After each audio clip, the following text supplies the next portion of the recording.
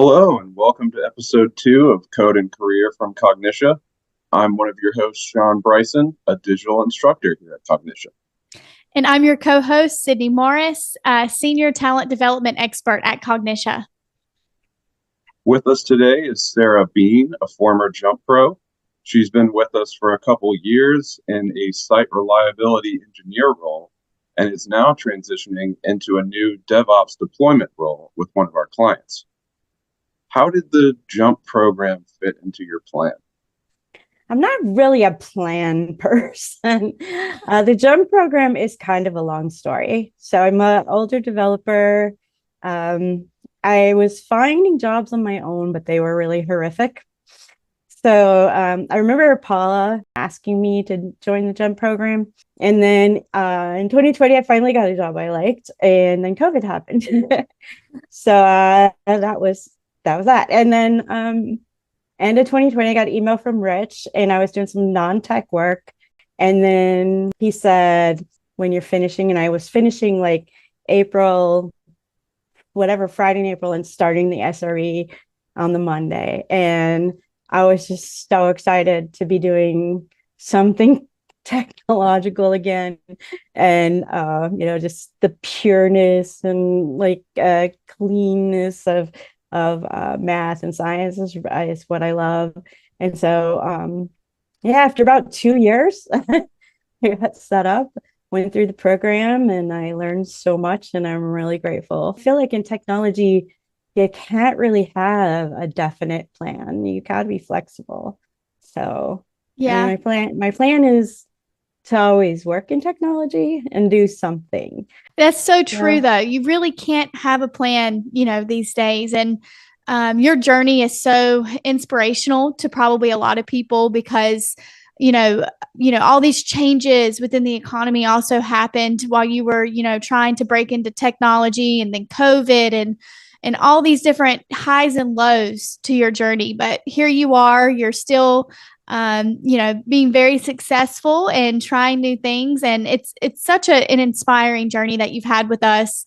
And it's very special. Now, how do you see, because I know you've been kind of all over the place with different roles and stuff. And, like we mentioned earlier, you're going from, SRE, a site reliability engineer, now over to DevOps deployment.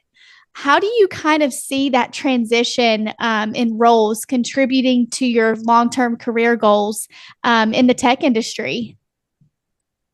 So I would just say that adding DevOps to my toolkit is just another great opportunity to learn. It's a new challenge. For a long time, my tagline has been, all learning is valuable.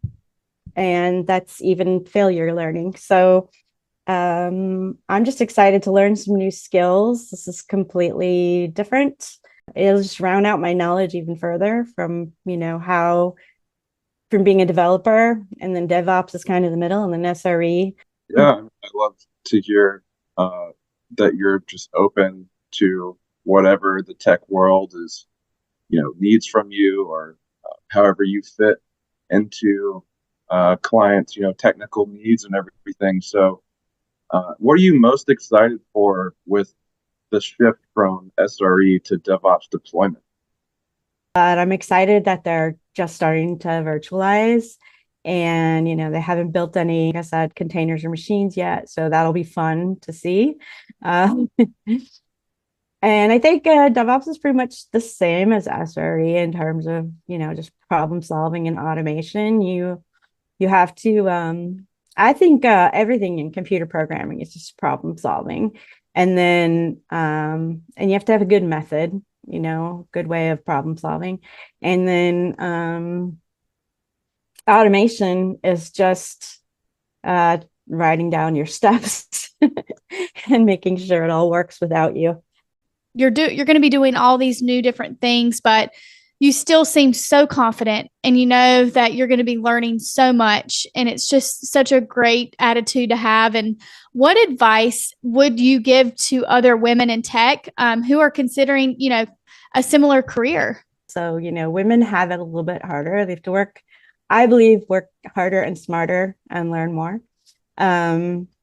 But I think the world is changing. Right now, however, women should know we have a lot to bring to a workplace. And instead of thinking we are victims of unfair gender inequality, we need to be confident in our skills and abilities.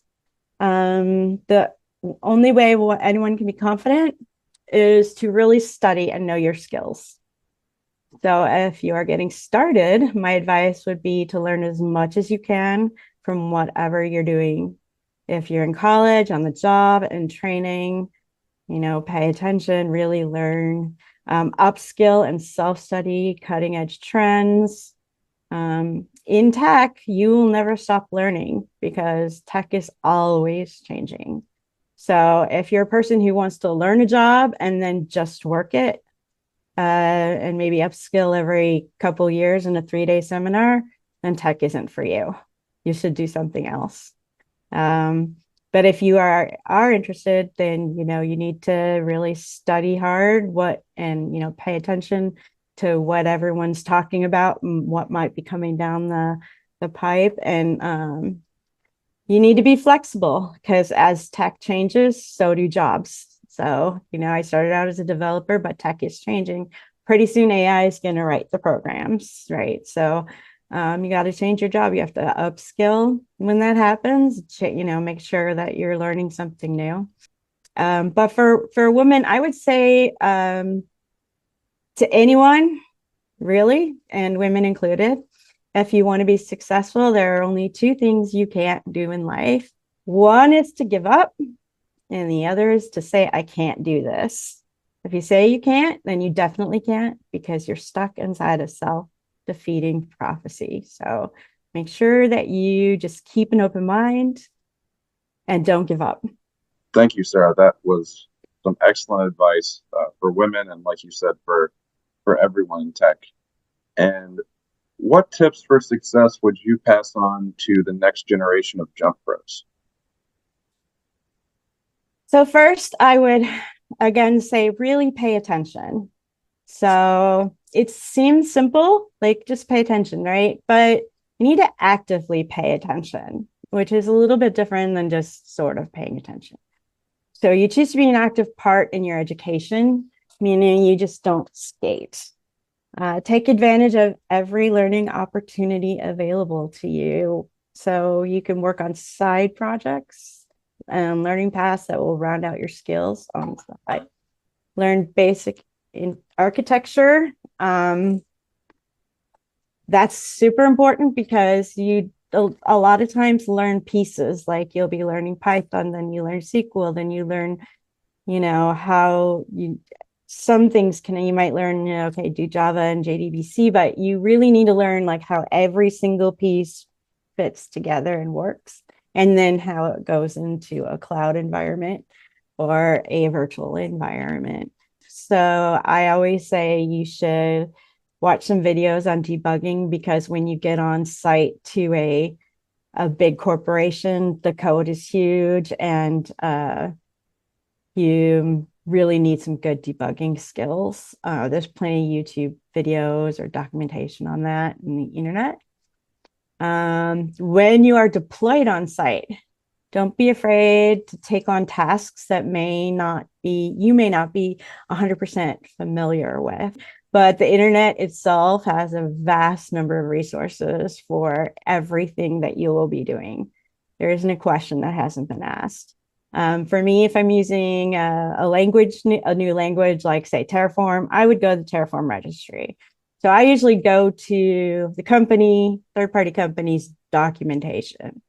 But if you're going to use Stack Overflow, just check the post date because if it's like 10 years old, they don't archive their stuff very much. And, you might, or, if you're in a blog, check the blog date, because if it's over 1 or 2 years, you're going to be wasting your time trying that solution. So you have to work smart, make sure that you know how to ask the right questions.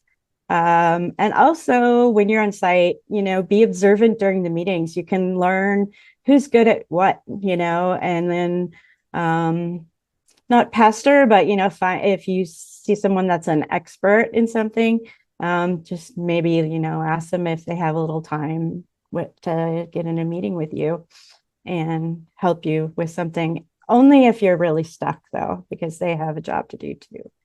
So those are my tips, pretty much. Very valuable tips. Incredible advice, incredible tips.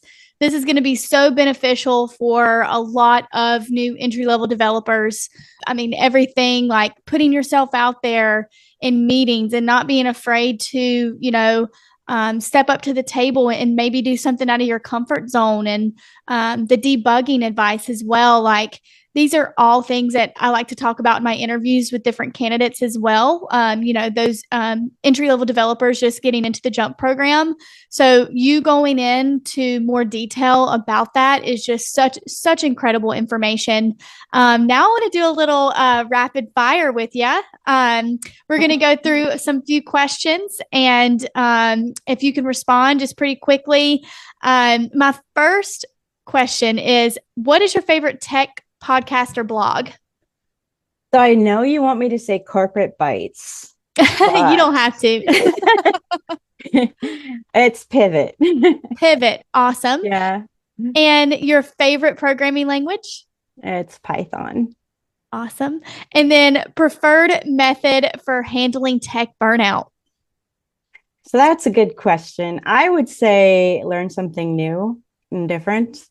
Awesome. But a lot of people might just, I could also say go for a walk or, get a new hobby. Awesome. And then what is your best playlist for like music genre for working? So I am a musician, so I don't really listen to music when I'm working because it distracts me, even if it's not lyrical. But I would say, for the average person, something that's like whatever genre. My favorite is classical or jazz without lyrics. Love that. So if I'm doing busy work, that I don't have to actually concentrate, like I'm building the same CI/CD in a few places and I'm just copying and pasting code, then I would listen to something that's like classical or jazz without lyrics. As soon as there's lyrics, then I'll get distracted. I'm the same way. I love some jazz music while I'm working. Well, great. I just want to say thank you again, Sarah, for joining me and Sean today for this episode. There's a reason why we wanted to invite you, and it's because you are such an incredible hard worker and you do have a lot of talent for this industry. So we can't thank you enough for joining this episode 2 with us. Sean, do you have any ending comments? Sarah, I just wanted to say thanks for all the welcome. Input you've had on this. Like Sydney has said, your story is very inspiring, I think, to a lot of people. And it's just really cool to hear about how you've developed your skill set throughout your life and how you're continuing to develop that.